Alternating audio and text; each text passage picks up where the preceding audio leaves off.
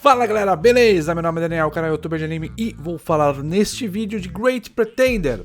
Anime esse que foi feito, né, está sendo feito pelo estúdio Wit Studio, que é o mesmo estúdio que fez as 3 primeiras temporadas de Shingeki no Kyojin. Muita gente falando, não, abandonaram Shingeki no Kyojin para fazer esse anime. Isso não é bem o que acontece de fato, eu vou até explicar por que não é assim. Antes de mais nada, deixe seu like, se inscreve no canal, aperte o sininho para receber novas notificações e vamos lá. Primeira coisa que eu quero falar sobre esse anime, quem tá envolvido, e aí meio que tira aquela ideia de que, não, abandonaram Shingeki no Kyojin, que não sei o que. Quase ninguém que fez Shingeki no Kyojin até a terceira temporada tá participando desse anime. Tirando assim alguns animadores, mas as cabeças do anime tem quase ninguém. Então, embora o tamanho do estúdio seja limitado e a quantidade de pessoas que possam trabalhar dentro do estúdio seja limitada, as pessoas envolvidas não são as mesmas. Então não é como se eles tivessem trocado um pelo outro, não é bem assim que funciona. Então, direção, roteirista, até o pessoal responsável pela trilha sonora não tem muito a ver com o Shingeki no Kyojin, tá? Embora seja do estúdio Wit, mas enfim. Vamos falar um pouco sobre esse anime. Sinopse é a seguinte: Edamura Makoto é supostamente o maior vigarista do Japão. Juntamente com seu parceiro Kudo, eles tentam enganar um francês em Asakusa, mas inesperadamente são enganados. O francês, a quem eles tentaram enganar, acaba por ser Laurent Thierry, ou Thierry Laurent, homem de confiança de nível muito mais alto, no controle das máfias. Edamura ainda está para descobrir que o destino o espera, depois de se envolver nos empregos sujos do francês. Estúdio é o Estúdio Wit, mesmo estúdio de Vinland Saga e Shingeki no Kyojin. Direção é de Hiro Kaburagi. Hiro Kaburagi é experiente, tem como maior sucesso como diretor, por exemplo, Kimi no Todoki, Hozuki no Heitetsu, Tonari no Kaibutsu-kun e 91 Days. Nos últimos 3 anos ele ficou focado na produção desse anime e dirigiu um EP de After the Rain, foi o episódio número 6, que foi lançado em 2018. Então desde 2017 a 2020 praticamente fez essas duas coisas, tá? O roteirista, que é o que chama mais atenção em Great Pretender, e talvez por isso que a Netflix tenha se envolvido, inclusive para dar dinheiro para Great Pretender, o Ryota Kosawa. Ele é mais conhecido pelos roteiros de doramas, muitos deles inclusive voltados para essa temática envolta em máfia, detetive, coisa policial de uma maneira geral. Ele foi roteirista, por exemplo, de uma trilogia chamada Tantei wa Bar ni Iru, que conta a história de um detetive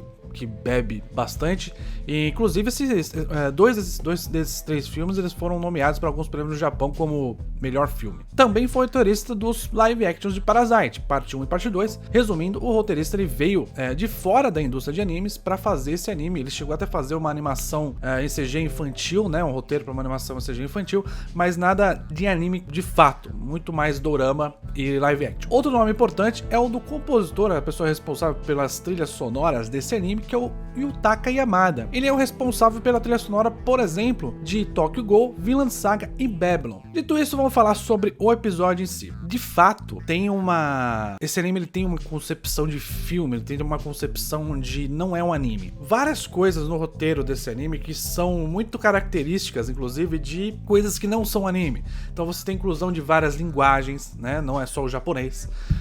Tem até um momento que ele fala assim: nós vamos colocar tudo em japonês agora para o seu conforto, né? Como se só o japonês fosse ver o anime, mas enfim. Então você tem francês, você tem inglês, você tem espanhol, você tem japonês, você tem tudo no mesmo episódio.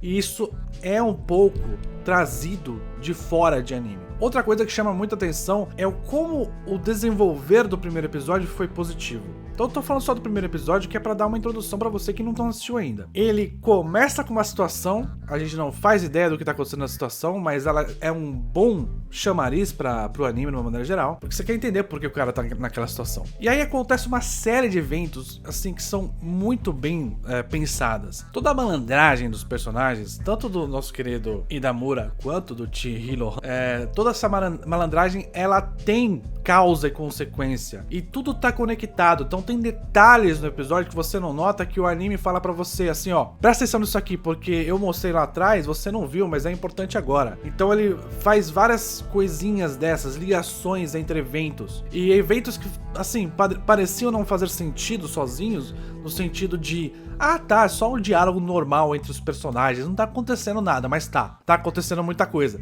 Então ele faz isso com você. Tudo o que os personagens fazem é pensado. E como tudo que os personagens fazem é pensado, você tem que prestar atenção nos detalhes porque os detalhes importam. Para um roteiro, isso tá muito bem feito, tá tudo muito conectado. Você tem variação temporal para te dar um pouco de mistério, um pouco de curiosidade. Ele ativa vários sentimentos seus com relação à curiosidade, a ter aquela luzinha na cabeça, putz, era isso, sabe? Ele te ajuda bastante com relação à história. Você não fica com dúvida do que aconteceu ou por que está acontecendo. Tem um momento que talvez algumas pessoas possam ter tido algum tipo de dificuldade, que é o momento do relógio. O momento do relógio é basicamente o seguinte: é o nosso querido Edamura percebendo que ele foi enganado o tempo inteiro e que ele, que se considerava o top da questão, não é o top da questão, porque o top da questão é o Thierry Lohan. Então o Thierry Lohan conseguiu fazer tudo o que ele fez melhor. Então esse é o momento em que o nosso querido Edamura entra em pânico e tem uma reação completamente absurda, porque ele entra em contato com a realidade de que ele não é porra nenhuma, ele é só um cara normal perto do Lohan. E tudo isso é pensado pelo Lohan. O Lohan é um gênio maquiavélico da malandragem. Ele é uma pessoa extremamente inteligente e muito mais inteligente do que o Edamura. Então isso acaba colocando situações engraçadas, né? A animação tá incrível, a animação tá muito bem feita. Toda a ambientação, a música, a trilha sonora, tudo muito bem feito, tudo bastante imersivo. Você meio que quer que ele se lasque mesmo, porque o engraçado do anime tá sendo essa questão de ele se ferrar. E ele se ferrar porque ele se acha muito bom. Então ele se acha muito bom, ele se ferra. E o outro também se acha muito bom, mas também pode se ferrar. Então assim, a gente tem várias situações, a gente vê que criminosos, né, podem se ferrar um pouco, pode tomar um chute no queixo. Essas coisas são interessantes. O anime, ele faz bastante essa jogada de comédia, opostos, transições interessantes de passado, presente e futuro. Ele trabalha muito bem. Então é uma ótima estreia, não tenho o que criticar de roteiro. O roteiro tá muito bem feito, pelo menos no primeiro episódio. A gente tem uma ótima animação, a gente tem um ótimo tema, né? Acho que algumas coisas podem soar estranhas pra gente. Como eu falei, o roteirista não é de anime, então algumas coisas podem soar estranhas pra gente, mas elas são muito características de séries, de doramas, de live actions, né? E a gente percebe esse dedo do roteirista bastante forte nesse anime, tá? Então é isso, galera, espero que vocês tenham gostado. Deixe seu like, se inscreve no canal, aperte o sininho para receber novas notificações. Muito obrigado, valeu, falou!